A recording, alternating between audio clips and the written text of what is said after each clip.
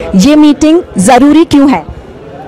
जरूरी है देश के लिए, देश को बचाना है, डेमोक्रेसी को, इसलिए हर हालत में देश के किसान, मजदूर, नौजवान, माइनॉरिटी सबकी रक्षा करना है। नरेंद्र मोदी के शासन में बिल्कुल समूचा समाप्त हो चुका है। I think it is important because Mr. Narendra Modi got a chance to rule the country for the last 10 years and he has made a complete mess of almost every sector in the country. He has created so much of hatred amongst the people.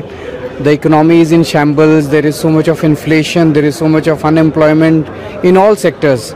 So now I think it's a time that people of this country want to get rid of him.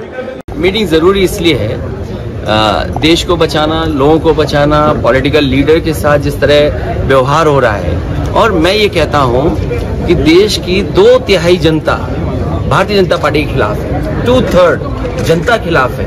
तो इस बार Bharatiya Janata party का सफाया होने के लिए सब एक है। I think this is a good meeting. This is a fruitful meeting and it's a constructive decision to be taken. All the agenda is very fruitful. Let us discuss it today, and if the outcome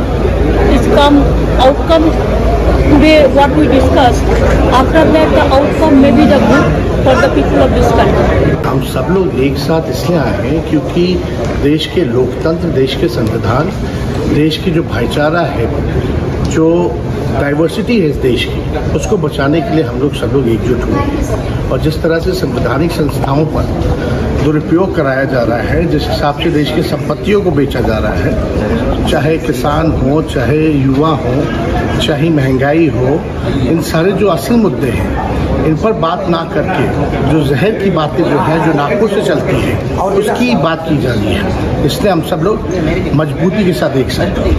This meeting is a continuation of the process that was started in Patna a few weeks ago.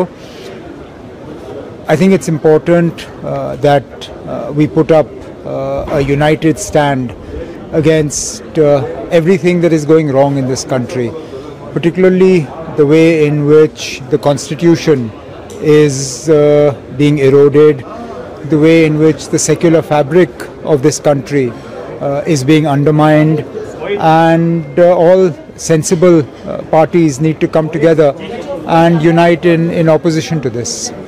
जो इस वक्त मुल्क के हालात हैं, जिस तरह हमारे कॉन्स्टिट्यूशन को उसके साथ खिलवाड़ हो रहा, हमारी डेमोक्रेसी के साथ खिलवाड़ हो रहा, हमारी डाइवर्सिटी जो हमारे मुल्क की ताकत है, जो गांधी के मुल्क की ताकत है, सबको मलियामेट किया जा रहा है। इसलिए सब पार्टीज को इकट्ठा होकर the idea of India has to be saved. देखिए, देश को एक मजबूत विकल्प चाहिए। आज हम लोग विपक्ष में हैं, लेकिन जो विपक्षी पार्टी है उसमें इतने अनुभवी नेता हैं।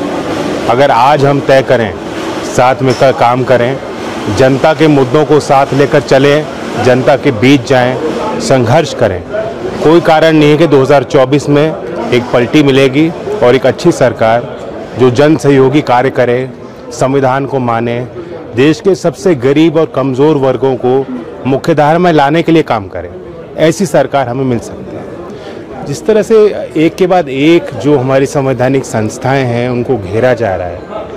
9 साल देश की जनता ने एक सरकार को भरपूर ताकत देकर देखा, बहुमत की सरकार है, वो इंडिया को रीइमेजिन कर रहे हैं। न्यू इंडिया का उन्होंने स्लोगन दिया है, जिस न्यू इंडिया में लोकतंत्र कम, भीड़ तंत्र ज़्यादा दिखता है, मॉब बनते हैं, कोई अनुसूचित जाति के व्यक्ति को, कहीं मुसलमान को, कहीं आदिवासी को घेर के मारा जाता है, और अन्याय सहने के बाद भी पीड़ितों को न्याय नहीं मिल रहा।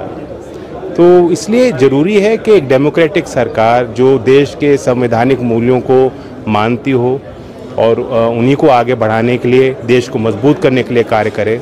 देश की रक्षा नीति को कमज़ोर किया गया, देश की अर्थव्यवस्था चरमरा चुकी है, देश में जो कमेरा वर्ग है, जो किसान वर्ग है, जो मजदूर वर्ग है, आज उनके जीवन में 2 जून की रोटी उनको मिलना, इज्जत और सम्मान मिलना, उनका भविष्य उज्जवल होना कितना दुश्वार उनके लिए हो चुका है। तो उन्हीं के लिए हम लोग काम करते आए हैं। आज एक समन्वय बनेगा, चर्चाएं होंगी और उससे रास्ता निकलेगा। This meeting is important because we want to save India as we know what India is, and I think India is under tremendous assault today, multidimensional. and the country has to be saved in order to change it for the better.